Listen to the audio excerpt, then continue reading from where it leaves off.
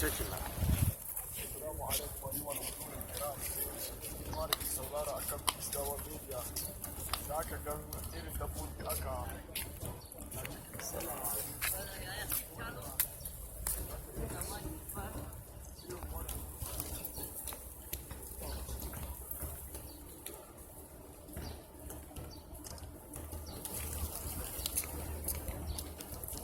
Da aka iya kashe irin wannan abinci kana zuba musu.